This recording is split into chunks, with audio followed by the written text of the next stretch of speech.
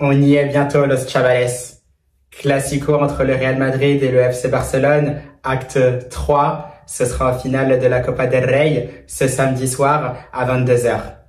En contrepartie, des mauvaises nouvelles et aussi de bonnes nouvelles avant cette confrontation en finale de cette Copa del Rey. Hola a todos y a todas, j'espère que vous allez bien, c'est Bakikune de Madrid. On se retrouve comme d'habitude pour une vidéo à propos du Real Madrid et justement à propos de quel match, quel partidazo tout simplement, parce que ce sera le classique entre le Real Madrid et le FC Barcelone. Vamos! Donc oui, Los Chavales, ce superbe match, ce super partidazo approche très bientôt, c'est dans quelques heures et c'est vrai que ça fait extrêmement plaisir parce que depuis que j'ai ouvert cette chaîne justement, c'est la deuxième fois justement que je pourrais faire une vidéo sur un classico. C'est vrai que ça fait extrêmement plaisir parce que pour moi, en termes de match de club, c'est tout simplement le plus beau match. Donc dans le domaine du football, ça fait extrêmement plaisir à voir parce que tout simplement, il y a de la qualité sur le terrain, même si par exemple on peut avoir une des deux équipes qui est moins en forme que l'autre, ça n'en reste pas moins un match de qualité. On l'a vu notamment depuis plusieurs années, on l'a vu notamment aussi à l'époque des Messi, Cristiano Ronaldo par exemple, à l'époque des Galactiques aussi, avec notamment les Zidane, Raúl, Ronaldo, Beckham ou encore Figo, et de l'autre côté avec un FC Barcelone notamment emmené par Ronaldinho. Donc c'est un superbe match qui se joue depuis plusieurs années maintenant, depuis plusieurs décennies, et c'est vrai que c'est tout simplement très très beau à voir. Donc pour ça, vraiment très très ravi, et on espère justement que ce sera d'ailleurs un bon match. D'ailleurs, justement, les deux équipes ont joué justement en championnat, le mardi pour le FC Barcelone et le mercredi pour le Real Madrid. Les deux équipes se sont imposées, bien sûr, et justement, il y a toujours 4 points entre les deux équipes, donc évidemment à l'avantage du FC Barcelone qui fait pour l'instant la course en tête et un Real Madrid qui essaye de combler son retard, bien que ça semble très difficile. Et ensuite, justement, donc ces deux équipes vont se retrouver en finale de la Copa del Rey. Donc deux parcours pour moi différents pour les deux équipes, avec deux pentes tout simplement différentes, puisqu'on voit déjà que c'est un Barça qui s'est qualifié pour la finale plutôt tranquillement, même si c'est vrai que ce match aller face à l'Atlético de Madrid en demi-finale de la Copa del Rey n'a pas été facile du tout, dans un sens où le Barça était mené assez rapidement, 2-0. Ils ont réussi à retourner la situation. Finalement, ça finira sur un match nul. Et là, dans un match qui était peut-être un peu plus tranquille en demi-finale retour, c'est un Barça qui aura réussi justement à arracher son ticket pour cette finale de la Copa del Rey. Et justement, ils retrouveront donc le Real Madrid. Le Real Madrid, justement, qui est dans une phase assez différente, puisque c'est un Real Madrid aussi qui aura beaucoup galéré pour arriver jusqu'en finale. Donc ça s'est joué notamment à partir des huitièmes de finale, notamment face au Celta Vigo. C'est un Real Madrid qui arrache sa qualification dans les prolongations. C'est difficile aussi face à Leganés. Pareil aussi, c'est difficile face à la Real Sociedad, alors que c'est un Real Madrid justement qui avait fait cette différence dès le match aller en s'imposant 1-0. C'est un Real Madrid, comme à l'image de la saison, qui se met en difficulté, qui ne répond tout simplement pas aux attentes, qui est incohérent dans tous les domaines et qui ne répond pas justement comme il le faut. Ce qui fait justement que on se retrouve encore une fois en prolongation et ça a été très difficile justement d'arracher notre billet pour cette finale de la Copa del Rey. Donc si on fait le résumé par rapport à tout ce que je viens de dire là, il est clair et net de façon objective, c'est effectivement le FC Barcelone qui est favori justement pour cette finale de la Copa del Rey, et sur ça c'est amplement logique puisque c'est un Barça qui tourne très très bien, c'est nettement plus cohérent que le Real Madrid. C'est vrai que malheureusement c'est difficile à dire, mais il y a un fossé collectivement parlant entre les deux équipes. Et même, en plus du fait qu'il y a un fossé collectivement parlant entre les deux équipes, individuellement parlant aussi entre les deux équipes, pareil, il y a un fossé puisque c'est un Real Madrid au niveau de ses joueurs qui ne répond pas forcément aux attentes.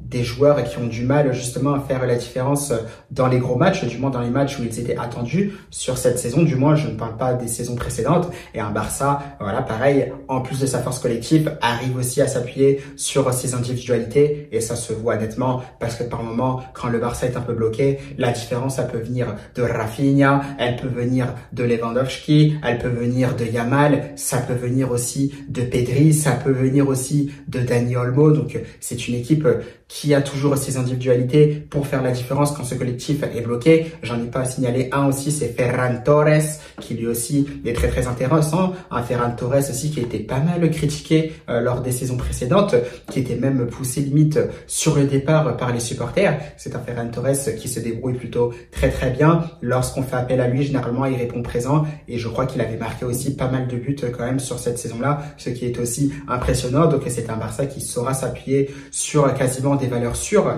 même si Lewandowski sera absent pour cette finale. Même avec cette absence de Lewandowski, je pense que le Barça reste favori parce que collectivement, ça tourne beaucoup mieux. Donc maintenant, à voir. Par contre, c'est un Real Madrid, on le sait, le Real Madrid est en difficulté. C'est un Real Madrid, malheureusement, et je pense que ce facteur-là, tout simplement, il est révélateur. Et c'est vrai que c'est un facteur aussi qui fait très très mal, c'est que le Real Madrid n'a quasiment gagné aucun match.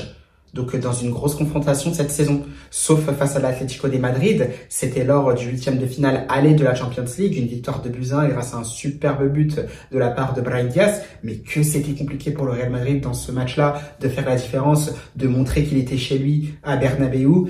Et ça s'est confirmé par la suite puisque c'est des matchs ratés face à Arsenal. On avait précédemment des matchs ratés face au FC Barcelone. Ça aussi, on pourra y revenir après. Un match raté face à l'AC Milan, un match raté aussi face à Liverpool. Oui, c'est vrai que ça fait beaucoup. Et sur ça, c'est un Real Madrid forcément qui est en ballottage défavorable parce que là, c'est certainement la meilleure équipe d'Europe qui va arriver face à elle. Alors c'est vrai que ça se joue un peu aussi avec le Paris Saint-Germain. C'est vrai qu'Arsenal aussi est très très fort. Pareil aussi du côté de l'Inter Milan. D'ailleurs, ce sont les 4 demi-finalistes de la Champions League.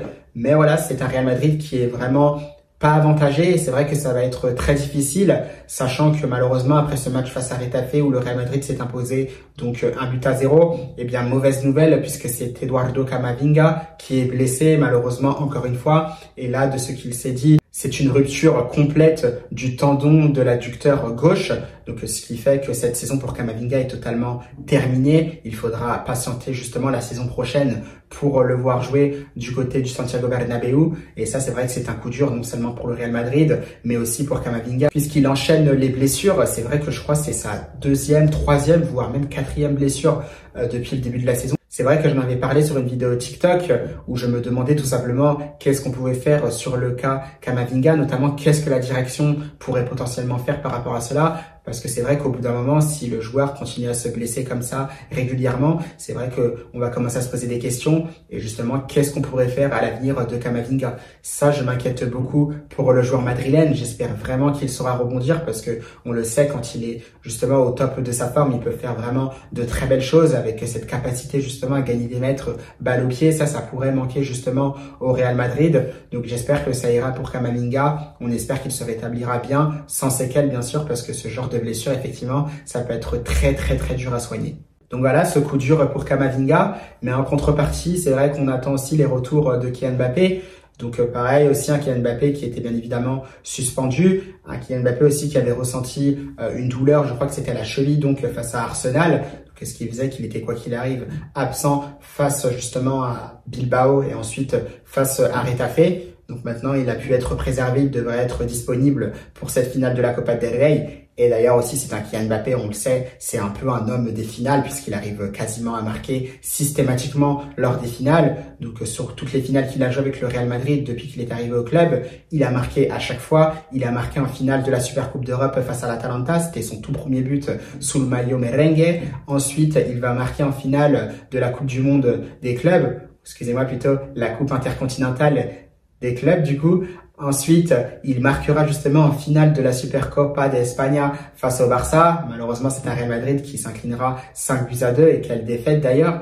Et voilà, donc c'est un Kylian Mbappé qui marque à chaque fois. On peut revenir un peu en arrière aussi, ses buts en finale de Coupe du Monde en 2022, en 2018. Peut-être la finale de Champions League où justement il n'arrive pas à marquer. Bon, peut-être que ça arrivera un jour, on verra bien ce que ça donnera à l'avenir. Et voilà, c'est un Kylian Mbappé sur lequel on peut compter puisque c'est un joueur qui aime les finales, qui sait justement se montrer lors de ce genre d'événements, lors de ces moments cruciaux justement. Donc on va bien évidemment compter sur lui. Ensuite, il y a peut-être le retour de Ferland Mendy qui pourrait être attendu justement. Mais moi, forcément, Ferland Mendy, ça fait quand même 6 semaines, je crois, qu'il était absent des terrains, c'est vrai que ça paraît très très compliqué d'aligner le latéral français. Alors c'est vrai que si Carlo Ancelotti l'aligne, en plus vous le mettez face à Lamine Yamal, là c'est vrai que c'est pas forcément un cadeau. David Alaba, on a vu qu'il n'était plus forcément à l'aise à ce poste d'arrière gauche. Et pour moi, il faudrait faire confiance à Fran Garcia parce que je pense que le défenseur espagnol l'a mérité. Alors certes, peut-être qu'il a un peu du mal à défendre, mais je trouve que au niveau de sa générosité, au niveau de ce qu'il apporte offensivement, on voit tout de suite que c'est un contre-attaquant. Il a cette vélocité, cette puissance aussi pour pouvoir répéter les efforts. Et aussi, je pense qu'il a quand même une bonne patte gauche aussi pour lâcher de bons centres. Problème, c'est qu'on n'a personne pour réceptionner les centres de Fran Garcia, sauf peut-être Jude Bellingham, justement, s'il se projette dans la surface de réparation adverse, mais sinon ça paraît compliqué. Mais c'est vrai que je ne vois pas forcément d'autre option que Fran Garcia pour aligner un autre arrière-gauche pour le Real Madrid. Donc pour moi, c'est mieux que ça soit lui, à voir ce que décidera Carlo Ancelotti, s'il aligne Ferland Mendy ou pas. Personnellement, je trouve que s'il aligne Ferland Mendy, c'est vrai que ce serait le mettre vraiment en difficulté parce qu'après 6 semaines d'absence, voilà, il n'y a pas forcément de feu vert, tu as retrouvé quasiment aucune bonne sensation, tu peux pas forcément te remettre en confiance et là, tout de suite en finale de Copa del Rey, face au Barça, face à Lamine Yamal, face à un Jules Koundé par exemple qui dédouble, peut-être aussi face à un Dani Olmo qui vient souvent dans cette zone-là pour combiner avec Yamal si l'Espagnol est titulaire. Là, c'est vrai que ça fait beaucoup quand même. Donc, quand même, grosse inquiétude à voir ce que Carlo Ancelotti décidera. Mais s'il met Ferland Mendy, c'est clair que ce sera pas un cadeau pour le latéral français. Donc là-dessus, on verra. Donc moi, c'est vrai que sur ce match-là, j'attends pas forcément grand-chose du Real Madrid, du moins dans le contenu du jeu, puisqu'on le sait, en un claquement de doigts, après tout ce qui s'est passé cette saison, ne pensez pas que c'est un Real Madrid qui va bien jouer au ballon. Je pense que ça va être assez incohérent. C'est un Real Madrid, évidemment, qui va chercher à s'appuyer sur ses individualités. Donc, les Kylian Mbappé, les Vinicius Junior, Rodrigo Goes, évidemment, s'il est aligné aussi. Pareil pour Jude Bellingham. Essayer peut-être de piquer ce Barça dès qu'il le pourra. Sinon, c'est vrai que ce sera un match qui sera certainement très compliqué pour les Madrilènes. Moi, ce qui m'inquiète, c'est que les Barcelonais ont une attaque de feu, la meilleure attaque d'Europe et face justement à l'une des pires défenses certainement cette saison, puisque trop de buts encaissés pour le Real Madrid. Des fois, on est sur une moyenne de 2, voire même 3 buts encaissés. Et justement, face à ce Barça-là, c'est vrai que ça peut coûter très très cher puisqu'ils sont terriblement efficaces cette saison. Donc attention à ça, je me méfie également. Donc, à voir qui Carlo Ancelotti alignera justement dans ce 11 de départ. On sait qu'on retrouvera certainement Kylian Mbappé, Vinicius Junior, voire Jude Bellingham. Fede Valverde, ça c'est sûr à 100%. Rudiger aussi, ça c'est clair et net. Thibaut Courtois qui aura d'ailleurs beaucoup de travail, ça c'est sûr à plus d'1 milliard de %. Donc on va voir ce que ça va donner, tout en sachant qu'il faudra évidemment se méfier de cette équipe du Barça, puisqu'on le sait, leur point fort aussi au milieu de terrain, déjà on peut retrouver Frenkie de Jong qui est aussi très très à l'aise au niveau des relances, pour trouver notamment aussi Pedri un peu plus haut, qui lui effectivement peut faire les relais, qui peut jouer de droite à gauche, qui retrouve aussi souvent Yamal, pareil aussi du côté gauche avec Rafinha, un Dani Olmo aussi qui joue beaucoup plus haut, c'est vraiment numéro 10 puisque c'est un FC Barcelone qui joue en 4-2-3-1, un Dani Olmo tout simplement avec une finesse technique assez exceptionnelle, c'est vraiment du très haut niveau, il est capable justement de faire la différence aussi à n'importe quel moment. Et que dire de Rafinha, que dire de Yamal, les deux sur les côtés, c'est tout simplement terrible. Et pour preuve, les 2 derniers classicos, déjà un en championnat où on aura malheureusement pris un 4-0, les 2 auront fait la différence. Pareil aussi avec Robert Lewandowski, et pareil, une nouvelle démonstration aussi lors du dernier classico en finale de la Supercopa d'España. Les 2 avaient marqué, qui profitaient justement des errances défensives du Real Madrid, et comme ils sont en confiance et justement avec leur qualité, puisque ce sont vraiment de grands joueurs, ils ont fait cette différence tout de suite. J'espère que le Real Madrid aura quand même retenu la leçon, parce que là, moi, 2 défaites, c'est déjà beaucoup trop. Une 3e, voilà, je vais commencer un peu à râler. Donc, j'espère qu'ils auront quand même retenu la leçon. J'espère aussi qu'ils auront bien travaillé les vidéos pour voir aussi les erreurs qu'ils ont faites, que ça soit offensivement comme défensivement. Et on espère justement qu'on aura une réaction, qu'on pourra remporter cette Copa del Rey. Mais vraiment, attention justement à ces 2-là, Rafinha et Lamine Yamal. Moi, c'est vrai que je suis pas forcément fan des prises à 2, à voir comment Carlo Ancelotti va gérer tout ça, parce qu'avec les prises à 2, généralement, tu arrives à libérer des espaces derrière. Donc, à Lamine Yamal, il arrive à voir justement les espaces qui sont libérés par les adversaires. Pareil pour Pedri, pareil pour Rafinha. Olmo, j'en parle même pas, donc vraiment méfiance. Grosse méfiance. Donc voilà, c'est un Real Madrid qui sait à quoi s'en tenir, qui n'est forcément pas favori pour ce match. Et c'est vrai que d'ailleurs sur ça, c'est une surprise parce que c'est vrai que quand il y a eu le recrutement du Real Madrid, c'est vrai, il y a eu Kylian Mbappé qui est arrivé. On n'a pas forcément regardé le départ de Kroos, bien sûr. On voyait forcément le Real Madrid remporter quasiment tous les trophées cette saison. Inutile de dire qu'on a vite déchanté puisque ça s'est vu très très rapidement. Donc c'est vrai que la physionomie a changé, les choses ont changé. C'est un FC Barcelone qui s'est montré nettement plus cohérent. Parce qu'effectivement, une équipe, c'est pas sur le papier, c'est sur le terrain. Et à ce jeu-là, pour l'instant, objectivement parlant, c'est les Blaugrana qui se sont montrés meilleurs et qui sont logiquement favoris pour cette finale. Dans tous les cas, on verra bien ce qu'il se passera. Moi, je reste quand même assez confiant. Je me dis que le Real Madrid peut s'imposer. Ils sont capables de le faire. Ils sont capables d'être concentrés à 100% sur un match, puisque finalement, cette finale se joue sur un match. Le championnat n'est pas pris en compte. Donc, tout est possible. À voir ce qu'il se passera. Eh bien, Los Chavales, c'est la fin de cette vidéo. J'espère qu'elle vous aura plu. On se retrouvera un peu plus tard, donc notamment ce samedi ou peut-être le dimanche pour un débrief de cette finale de la Copa del Rey entre le Barça et le Real Madrid. On espère que ce sera avec une victoire du Real Madrid, mais dans tous les cas, ça fait extrêmement plaisir de pouvoir parler d'un avant-match sur le Classico. Et j'espère que ce sera enfin pour une victoire parce que j'attends quand même de faire une première vidéo sur une victoire du Real Madrid dans un Classico. Ce serait magnifique. Donc on espère ça du fond du cœur. Eh bien, passez une belle fin de semaine et surtout, à la Madrid!